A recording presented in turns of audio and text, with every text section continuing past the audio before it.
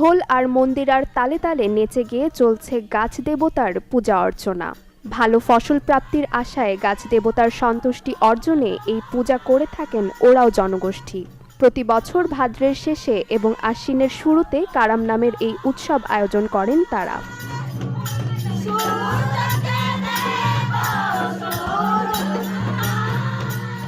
উৎসবটি শুরু হয় ওরাও নরনারীর উপোস দিয়ে।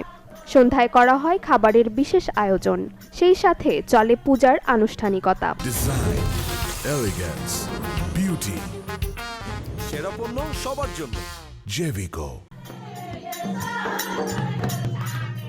মঙ্গলবার রাতে ঠাকুরগাঁওয়ে অনুষ্ঠিত হয় ওরাও সাঁওতাল সহ ক্ষুদ্র নৃগোষ্ঠীর নানা সম্প্রদায়ের এই উৎসবটি।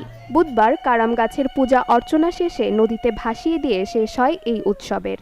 দিনের বেলা উপোস, নাচ, গান, পূজা অর্চনার মধ্য দিয়েই 2 দিন ব্যাপী চলে এই উৎসব।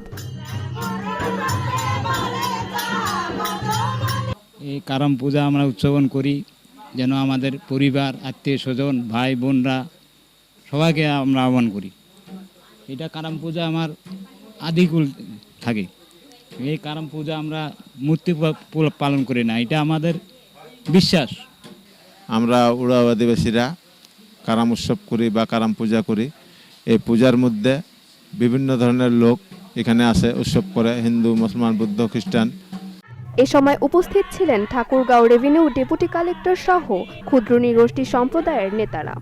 প্রতি বছর যেভাবে আমরা জেলা প্রশাসনের পক্ষ থেকে, সরকারের পক্ষ থেকে সার্বিক সহযোগিতা করা হয়ে থাকে, এই একইভাবে এই ধারাবাহিকতা আমাদের সরকারের পক্ষ থেকে, জেলা প্রশাসনের পক্ষ অর্থাৎ ঠাকুরগাঁও পক্ষ থেকে এটা বজায় থাকবে এবং আমরা চাই প্রতি বছর যেন এই ঐতিহ্যবাহী এই ধর্মীয় উৎসবটা উদযাপিত হয়।